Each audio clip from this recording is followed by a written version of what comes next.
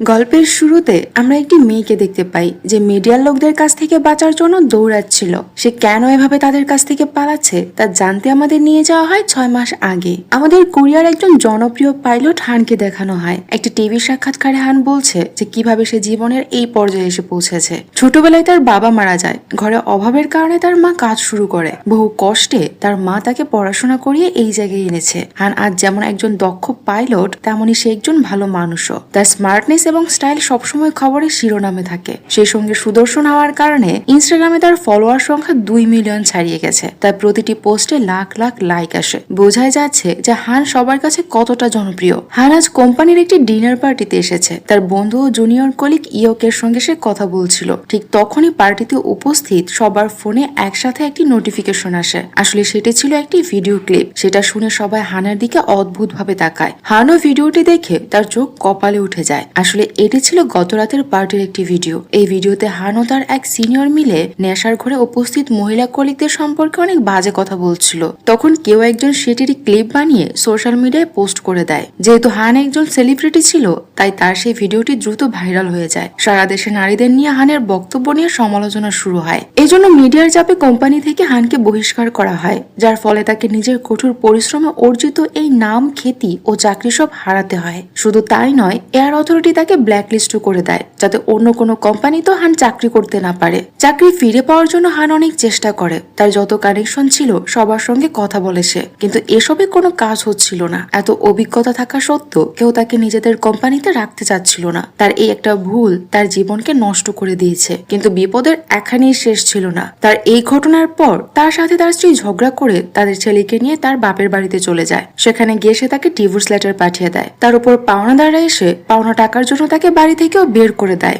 মনে হচ্ছিল যেন বিশাল এক বিপদের পাহাড় হানের উপর ভেঙে পড়ছে। চাকরির পাশাপাশি তার ঘর ও পরিবার সব শেষ হয়ে গেছে, শুধুমাত্র একটি ভুলের জন্য। আর কোনো উপায় না পেয়ে হান তার বোন মিয়ামির বাড়িতে থাকতে যায়। মিয়ামি পেশায় একজন মেকআপ আর্টিস্ট, পাশাপাশি সোশ্যাল মিডিয়ায়ও তার একটি চ্যানেল আছে। তার ইউটিউবে 1 মিলিয়নেরও বেশি সাবস্ক্রাইবার আছে। সে সাধারণত ট্রাভেল ব্লগ তৈরি করে। হানের মা ও বোন দুজনেই প্রথমে তাকে নিজেদের কাছে রাখতে রাজি ছিল না, কিন্তু তার অসহায়ত্ব দেখে তারা হানকে থাকতে দিতে রাজি হয়। পরদিন সকালে হান তার সেই বন্ধু ও জুনিয়র সিওর কাছে যায়, যদি সে কোথাও তার চাকরির ব্যবস্থা করে দিতে পারে। কিন্তু ব্ল্যাকলিস্টেড হওয়ার কারণে সিও হানের কোনো সাহায্য করতে পারছিল না। আর তাছাড়া বর্তমানে তাদের কোম্পানি শুধুমাত্র মহিলা ফ্ল্যাশারদের নিয়ে কাজ করবে, কিন্তু অভিজ্ঞতার জন্য কোনো পদ খালি নেই। এদিকে ডিভোর্সের পর এখনো তাকে প্রতি মাসে তার ছেলে ও স্ত্রীকে ভরণ পোষণের জন্য $1 মিলিয়ন দিতে হবে। হান পুরোপুরি ভেঙে পড়ে। সে কিছু চিন্তা করতে পারছিল না। সেই রাতে সে প্রচুর ড্রিঙ্ক করে। এরপর রাতে সে বাড়ি ফিরে মিয়ামিকে তার ঘরে মেকআপ করতে দেখে। ওই সময় তার মাথায়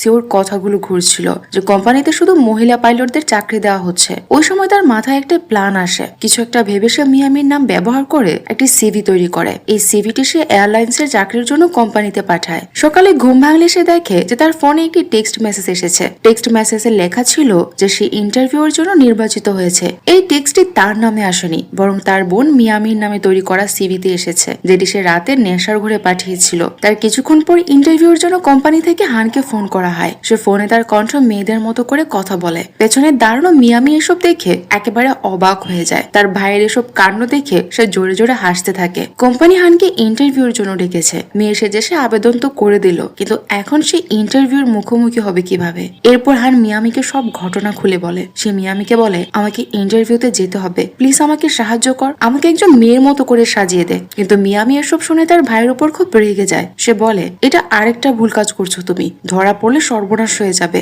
আর আমি আমার এত দামি দামি মেকআপ তোমার জন্য নষ্ট করতে পারবো না। প্রথমে হান নিজের অসহায়তার গল্প শুনিয়ে মিয়ামিকে রাজি করানোর চেষ্টা করে, কিন্তু তাতে মিয়ামি রাজি না হলে এবার সে তাকে ব্ল্যাকমেইল করা শুরু করে। সে বলে, আমি জানি তুমি মায়ের টাকা কোথায় জুয়ায় লাগিয়েছ, আর সেখানে তোমার কত টাকা লোকসান হয়েছে। এর ফলে তোমার প্রচুর ধার আছে, যা আমি তোমাকে শোধ করতে সাহায্য করতে পারি। কিন্তু আমার কথায় রাজি না হলে আমি মাকে সব কথা বলে দেব। এইসব শুনে মিয়ামি ও হান দুজনে একটি সমঝোতায় আসে। মিয়ামি হানকে মেকআপ করতে সাহায্য করবে, আর এর বদলে হান তার ঋণ পরিশোধ করবে। এরপর নিজের মেকআপের জাদুতে মিয়ামি হানকে এক সুন্দরী মেয়েতে বদলে দেয়। হানকে দেখে তো মিয়ামি নিজে একদম অবাক হয়ে যায়। মিয়ামির অবস্থা দেখে হান তাকে জিজ্ঞেস করে যে কি হলো, তুমি আমার দিকে এভাবে তাকাচ্ছ কেন? উত্তরে মিয়ামি বলে, একবার বাহিরে তো যাও, নিজেই বুঝতে পারবে যে কেন আমি এভাবে তাকিয়ে আছি। হান বাহিরে বেরিয়ে এক মেয়ের মতো রাস্তায় হাঁটতে শুরু করে। ওই সময় এক লোক তার রূপের প্রশংসা করতে থাকে, যা শুনে হানের খুশি হুঁশি যেন আর ধরে না, কারণ তার প্ল্যান সফল হয়েছে। এর পরের দিন সে মেয়ে সেজে ইন্টারভিউ দিতে অফিসে আসে। চেহারা তো সে বদলে ফেলেছে, কিন্তু তার অভ্যাস তো আর বদলায়নি।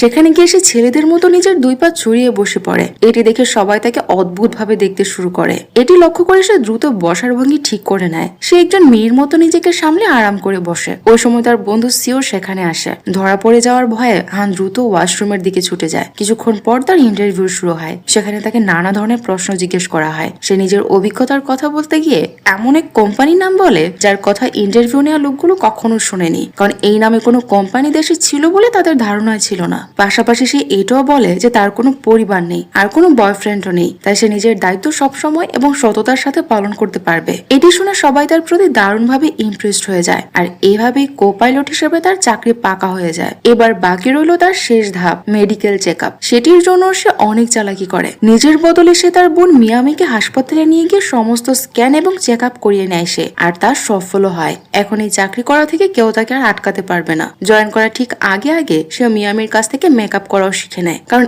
এর সাহায্য ছাড়া তাকে মিয়ামি নয় হানি মনে হবে, আর তার বোন তাকে প্রতিদিন এভাবে সাজিয়ে দিতে পারবে না। কিছুদিন পর সে ডিউটিতে যোগ দেয়। একদিন স্টার পার্টিতে গেলে তার নিজের বন্ধু সিও তাকে দেখে লাইন মারার চেষ্টা করে, কারণ সিওর মনে হয়েছিল যে মিয়ামি অর্থাৎ হান তাকে পছন্দ করে, তাই তো সে তাকে দেখলে লাজুক ভাবে তাকায়। কিন্তু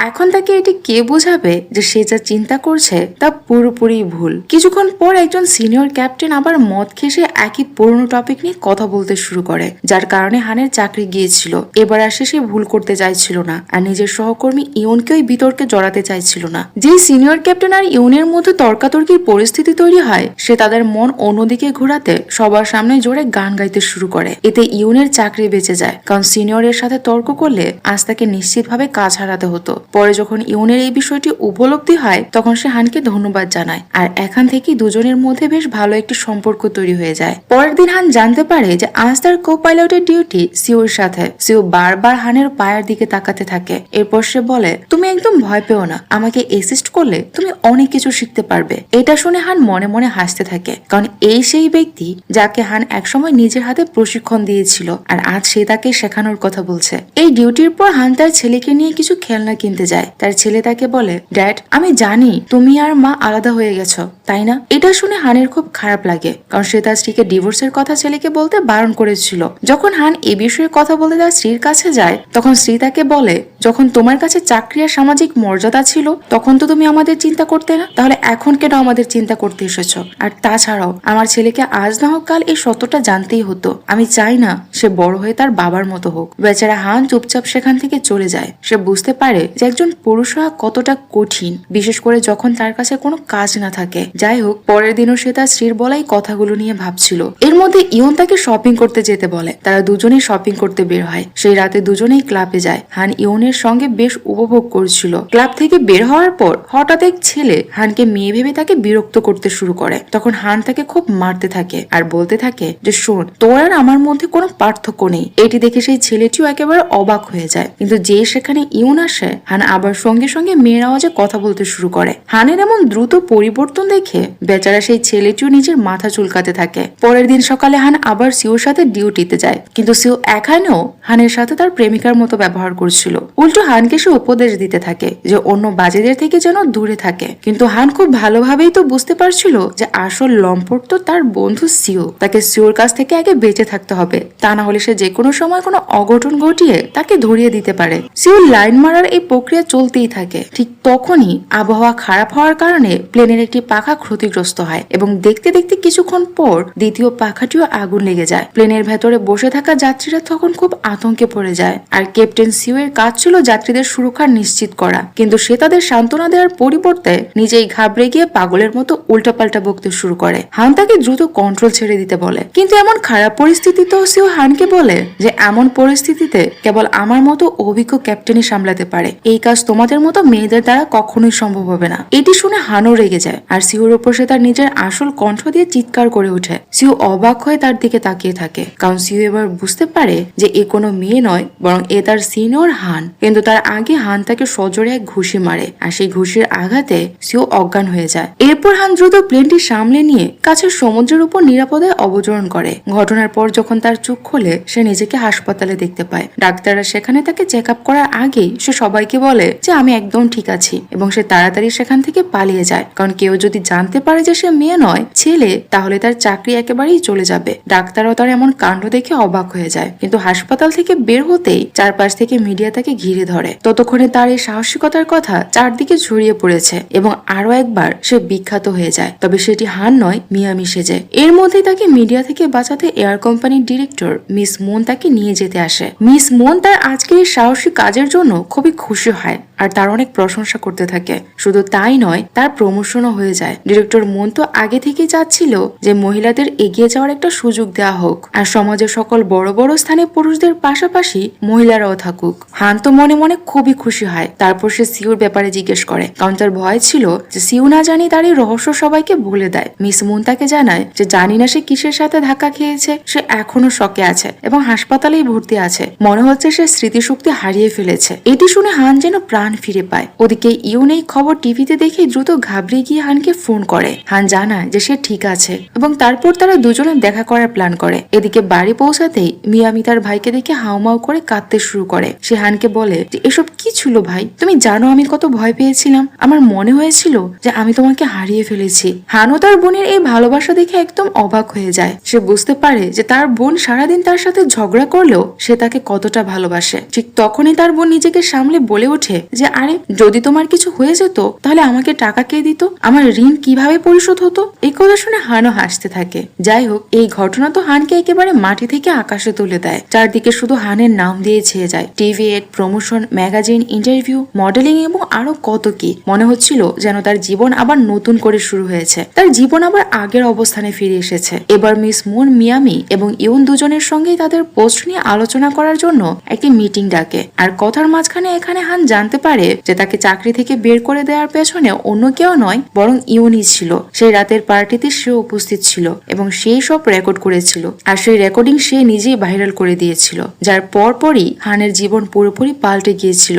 যে হানের জীবন নষ্ট করেছিল সে হানের সামনে দাঁড়িয়ে আছে আর হান এটা একদমই মেনে নিতে পারছিল না। হান ইউনকে ভীষণভাবে ঘৃণা করতে শুরু করে। সে ইউনকে বলে যে তুমি হানের সাথে একেবারেই ভালো কাজ করনি, তোমার একটি ভুলের কারণে ওই বেচারার পুরো জীবনটাই নষ্ট হয়ে গেছে। সে এতটাও বড় ভুল করেনি, কিন্তু তার ফল তাকে কত ভয়ানক ভাবে যে ভুগতে হচ্ছে তা তুমি আন্দাজও করতে পারবে না। আর হান রাগ করে সেখান থেকে চলে যায়। পরের দিন ইউন মিয়ামির কাছে ক্ষমা চাইতে তার বাড়িতে পৌঁছায়, কারণ হান তার সাথে কথা বলছিল না আর সেদিন সে কাজেও আসেনি। ইউন তার বাড়ির সামনে হানকে দেখতে পায়। তারা দুজন সেখানে কথা বলছিল। ঠিক তখনই একটি ট্রিপ থেকে হানের মা ফিরছিল আর হানের মা তাদের দুজনকে সেখানে দেখে ফেলে। হান ভয়ে ভয়ে নিজের মুখ লুকানোর চেষ্টা করে যাতে হানের মা তাকে দেখে চিনতে না পারে, কিন্তু হানের মা তাকে দেখে তো উল্টো খুশিতে লাফিয়ে উঠে আর হানকে বলে যে তুমি তো সেই বিখ্যাত পাইলট যে আজকাল বেশ জনপ্রিয়, তুমি তো অনেক বড় সেলিব্রিটি হয়ে গেছো, আমি তোমার সাথে একটি সেলফি তুলতে চাই। এটি বলে হানের মা হানের সাথে একটি সেলফি তোলে। সে হানকে দেখে একদমই চিনতেই পারছিল না যে সে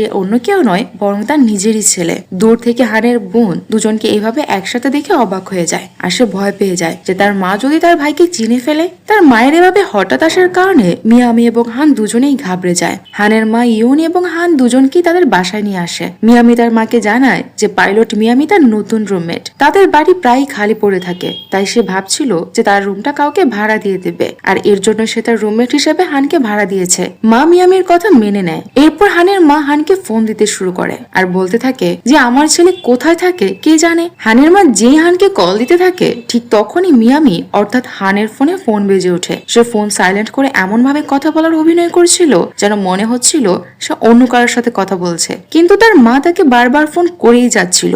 বিরক্ত হয়ে হান এক পর্যায়ে নিজের ফোনটাই ভেঙে দেয় আর চিৎকার করে বলতে থাকে যে জানি না এই ছেলেরা আমাকে আর কত জ্বালাবে, এদের যন্ত্রণায় আমি একটা সেকেন্ডও ভালো থাকতে পারছি না। হানের মা তখন বলে যে পরের সপ্তাহে তার ৭০তম জন্মদিন, তার পুত্রবধূ অর্থাৎ হানের প্রাক্তন স্ত্রী তার জন্য একটি পার্টি রেখেছে। আমার জন্মদিনে আমার ছেলে হয়তো কোনো উপহার দেবে না, কিন্তু আমার পুত্রবধূ আমার ছেলের চেয়েও ভালো। সে ইউন এবং হান অর্থাৎ বর্তমানে যে মিয়ামি সেজে আছে আছে দুজনকে সে তার পার্টিতে আমন্ত্রণ জানায়। বাধ্য হয়ে দুজনকে এই পার্টিতে যেতে হয়। যেহেতু জন্মদিন হানের মায়ের ছিল সেজন্য হানকেও সেখানে উপস্থিত হতে হতো। অন্যদিকে পার্টিতে হানের বোন বেশ কিছুটা মদ্যপান করে ফেলে আর মিয়ামির দিকে তাকিয়ে তাকিয়ে খুব কাঁদতে থাকে। হান তাকে ইশারায় শান্ত হতে বলে। তার ভয় ছিল যে নেশার ঘরে মিয়ামি না জানি সবকিছু বলে দেয়। বাধ্য হয়ে হানকে ওয়াশরুমে পালাতে হয়। মিয়ামি থেকে সে হান হওয়ার জন্য নিজের রূপ বদলে সে আসল পুরুষ রূপে ইউনের পাশে বসে পড়ে। হানকে দেখে ইউন কিছুটা লজ্জা পায়, কারণ তার কারণে হানের চাকরি গিয়েছিল। কিন্তু ইউন তখন মিয়ামিকে খুঁজতে থাকে। এর জন্য হান তাড়াহুড়ো করে সবার সাথে দেখা করে আবারও তার রূপ বদলাতে ওয়াশরুমে চলে যায়, কিন্তু ভুল করে তার পার্সটি সেখানেই ফেলে যায়। পার্স চেক করার পর মিয়ামি জানতে পারে যে হানি হলো মিয়ামি। সে এটা জেনে বেশ অবাক হয়ে যায়, কিন্তু সে এই বিষয়ে কাউকে কিছু বলে না। আর এদিকে হানের অবস্থা তো একদম খারাপ হয়ে যায়। একবার হান একবার মিয়ামি এই রূপ বদলাতে বদলাতে সে একদম ক্লান্ত হয়ে যায়। শেষবার যখন সে মিয়ামি থেকে হান সেজে আসে, সে দেখে যে ইউন তাকে কিছু না বলেই চলে গেছে। পার্টির পর হান তার ছেলের সাথে কথা বলে। হানের ছেলে তাকে জিজ্ঞেস করে যে বাবা, আজ তুমি বারবার মেয়ে সেজে আসছিলে কেন? এটা শুনে হান একেবারে অবাক হয়ে যায়। সে তার ছেলেকে জিজ্ঞেস করে, তুমি আমাকে চিনলে কিভাবে? তার ছেলে বলে, আমি তোমার ছেলে, তোমাকে আমি চিনবো না তবে কাকে চিনবো? এটা শুনে হানের মনে আনন্দে ভরে যায়। সেদিন তার স্ত্রীও তার সাথে কিছুটা ভালো ব্যবহার করে, যার কারণে বহুদিন পর তার শান্তিতে ঘুম আসে। পরের দিন সকালে অফিসে এই নিয়ে তোলপাড় শুরু হয়ে যায় যে ইউনি ছিলেন সেই ব্যক্তি যে ক্যাপ্টেন হানের ভিডিও ভাইরাল করে তার কেরিয়ার নষ্ট করেছিল। ইউনু তার ভুল বুঝতে পেরেছে, তাই সে সেদিন পদত্যাগ করতে যায়। হান এই কথা জানতে পেরে দৌড়ে ইউনের কাছে আসে এবং সে তাকে বলে যে তোমার এমন কিছু করার দরকার নেই, যা হওয়ার ছিল তা হয়ে গেছে, তুমি প্লিজ এই কোম্পানি ছেড়ে যেও না। সব সত্য জানার পর ইউন হানকে জিজ্ঞেস করে যে তুমি কোনো কথা আমাকে জানাতে চেয়েছিলে, কিন্তু হান তাকে কিছুই বলে না। ইউন রেগে সেখান থেকে চলে যায়। এবার হান সরাসরি মিস মুনের কাছে যায়। মিস মুন একটি মিটিং এ ছিল। সে হানকে জানায় যে তার কারণে কোম্পানির এতটাই লাভ হয়েছে যা গত 10 বছরেও হয়নি। এরপর হান একা মিস মুনকে ইউনের পদত্যাগ পত্রটি বাতিল করতে বলে। সে ইউনকে থামানোর জন্য অনুরোধ করে, কিন্তু মিস মুন সেটি মানতে রাজি হয় না। সে তাকে বলে যে এখন কিছুই করা যাবে না, সবাই জেনে গেছে যে সে সেই পার্টির রাতে হানের ভিডিও লুকিয়ে বানিয়ে তা সোশ্যাল মিডিয়ায় পোস্ট করেছিল। এখন আমরা তার উপর আর ভরসা করতে পারছি না। কে জানে, সে কখনো হয়তো আমাদের কথাও ফাঁস করে দিতে পারে। তারই কারণে তো আমাকে মিডিয়ার চাপে পড়ে আমার কোম্পানির সেরা পাইলটকে চাকরি থেকে বের করে দিতে হয়েছিল। সেজন্য এরকম লোকদের চলে যাওয়াই উচিত। হান বলে, আপনি একদম চিন্তা করবেন না, সব আমি সামলে নেব। তখন মিস মুন তাকে সেই দিনের প্লেন ক্র্যাশ হওয়ার আগের একটি রেকর্ড শোনায়, যেখানে হানের নিজের কণ্ঠস্বর রেকর্ড হয়েছিল। এর মানে হলো মিস মুন অনেক আগে থেকেই জানতো যে হানি হলো মিয়ামি, কিন্তু সে কিছুই কাউকে বলেনি, কারণ তার কারণে কোম্পানির ব্যবসা বাড়ছিল এবং তার লাভ হচ্ছিল।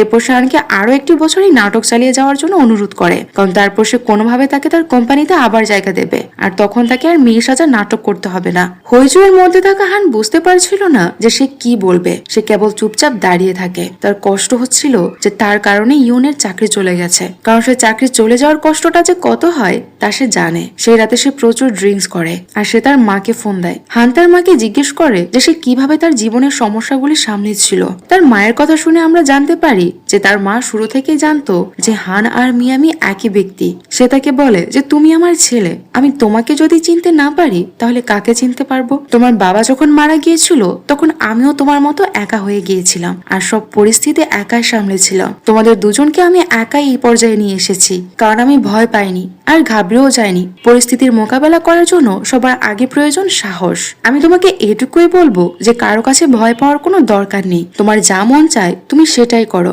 আমি জানি আমার ছেলে কখনো কোনো ভুল সিদ্ধান্ত নিবে না। তুমি একদম চিন্তা করো না, শুধু নিজের উপর বিশ্বাস রাখো আর সামনে এগিয়ে যাও। হানের মায়ের কথায় হান ভরসা পায় আর সে তার মনে অন্যরকম এক সাহস অনুভব করছিল। এরপর আমরা একটি ইভেন্ট দেখি যেখানে মিস মুন সবার সামনে হানকে তার কোম্পানির নতুন জিএম ঘোষণা করে এবং তাকে কিছু মিথ্যে কথা শিখিয়ে দেয় আর তাকে বলে সে যেন এই কথাগুলোই বলে, এর বাইরে সে যেন আর কোনো কথা না বলে। কিন্তু এখন হানের জন্য এসব নাটক করা অনেক কঠিন হয়ে যাচ্ছিল। প্রথমে সে কিছুক্ষণ চুপচাপ দাঁড়িয়ে থাকে আর তারপর যেই সে কথা বলতে শুরু করে পুরো দেশ বিদেশের মিডিয়া নড়ে উঠে। হান বলে যে আমি কোনো মিয়ামি নই, বরং আমি আপনাদের সকলের হান, যে ছোটবেলা থেকে পাইলট হতে চেয়েছিল এবং শেষ পর্যন্ত সে হয়েও দেখিয়েছে। কিন্তু একটি ছোট্ট ভুলের কারণে আমাকে আমার চাকরি হারাতে হয়েছিল, যে কারণে আমি এই পথ বেছে নিয়েছি। আমি স্বীকার করছি যে সেই রাতে ভুলটা আমারই ছিল। আমি আর বেকারত্বের জ্বালায় অতিষ্ঠ হয়ে যে ভুল পথ বেছে নিয়েছি তার জন্য আমি হাত জোড় করে সবার কাছে ক্ষমা চাচ্ছি। আর ঠিক তখনই সেখানে উপস্থিত সকলের মোবাইলে একটি মেসেজ যায়। সেটি ছিল প্লেন ক্র্যাশ হওয়ার আগের সেই রেকর্ডিং, যেখানে হানের আসল কণ্ঠস্বর রেকর্ড হয়েছে। হয়েছিল। সবার কাছে প্রমাণ পৌঁছে যায় যে সেদিন 212 জন যাত্রী প্রাণ পাইলট হানি বাঁচিয়েছিল। এরপর হান সবার সামনে এটাও স্বীকার করে যে আমি আমার এই মিয়ামি অভিজ্ঞতা থেকে বুঝতে পেরেছি যে সমাজে মেয়ে হওয়া কতটা কঠিন, তাদেরকে প্রতিদিন কত চ্যালেঞ্জের মুখোমুখি হতে হয়, আর সেই সঙ্গে ছেলেদের কুদৃষ্টি থেকে নিজেকে বাঁচিয়েও রাখতে হয়। আর এখন এই ভারী ইউনিফর্ম আমার পক্ষে পরা সম্ভব নয়। এরপর হান নিজের ইউনিফর্মের একটি একটি করে অংশ খুলতে থাকে আর ইউনকে সরাসরি লাইভে সকলের সামনে বলে যে তুমি যেখানেই আছো সেখানেই থাকো, আমি তোমার কাছে ক্ষমা চাইতে আসছি। এরপর আমরা হানকে স্কার্ট পরা অবস্থায় ইউনের দিকে ছুটতে দেখি আর তার পেছন পেছন পুরো মিডিয়া ছুটতে থাকে। গল্পের শুরুতে আমাদের এই সিনটি দেখানো হয়েছিল। হান ইউনের কাছে ক্ষমা চাইতে যায়, কিন্তু ইউন তার কাছে এসেই প্রথমে তার 2 গালে জোরে থাপ্পড় মারে আর তারপর বলতে থাকে যে হানের ক্ষমা তো হয়ে গেছে, কিন্তু মিয়ামিকে ক্ষমা আমি কখনোই করব না, যে আমার একসময় ভালো বন্ধু ছিল। হান তাকে আবারও সরি বলে। ইউন আর কিছু না বলে সেখান থেকে চলে যায়। ইউনের কাছ থেকে থাপ্পড় খাওয়ার এই খবর মিডিয়ায় ছড়িয়ে পড়লেও মানুষ তাকে পছন্দ করা বন্ধ করে না। সে আগের মতোই বিখ্যাত ছিল। হানের সততা এবং এত মানুষের জীবন বাঁচানোর কারণে পাবলিক তাকে ক্ষমা করে দেয়। তাকে ন্যাশনাল হিরো বলে ট্রেন্ড শুরু হয়ে যায়। যদিও সরকার তার লাইসেন্স বাতিল করে দিয়েছিল, তবুও সে একটি ভালো জীবন কাটাচ্ছিল। আর এভাবেই কেটে যায় 1 বছর। 1 বছর পর দেখা যায় যে হানের মা একজন বিখ্যাত ব্লগার হয়ে গেছে এবং তার বোনও মেকআপ আর্টিস্ট হিসেবে খ্যাতি অর্জন করেছে। সবাই নিজের জায়গায় খুবই খুশি ছিল। এমন সময় একদিন এয়ারপোর্টে হানের সাথে ইউনের দেখা হয়। ইউন এখন সেখানে একজন পাইলট হিসেবে কাজ করছে। ইউন তাকে এড়িয়ে সেখান থেকে চলে যায়। তখনই ইউনের কো পাইলট ইউনকে হানের সম্পর্কে জিজ্ঞেস করে। সে তাকে বলে, ওই ছেলেটি কি আপনার বয়ফ্রেন্ড? তখন ইউন তাকে বলে যে না, সে আমার বোন আর সে একজন পাইলট। ইউনের এই কথা শুনে তার কো পাইলট একদম অবাক হয়ে যায়। তখন হান ও মিয়ামির মতো ইশারা করে ইউনকে দেখায় আর ইউন এটি দেখে হেসে ফেলে। অর্থাৎ ফাইনালি ইউন হানকে ক্ষমা করে দিয়েছে। হান এখন একটি এয়ারলাইন একাডেমিতে কাজ করে, যেখানে সে নতুন পাইলটদের প্রশিক্ষণ দেয়। সে এখন তার নিজের জীবনে খুব খুশি। পাইলট না হয়েও সে এখনো আকাশে উঠতে পারছে। সে এখন তার মনের খুশিতে যে কোনো সময় আকাশে উড়ে বেড়ায়। এই দৃশ্যের মাঝে গল্পটি শেষ হয়ে যায়।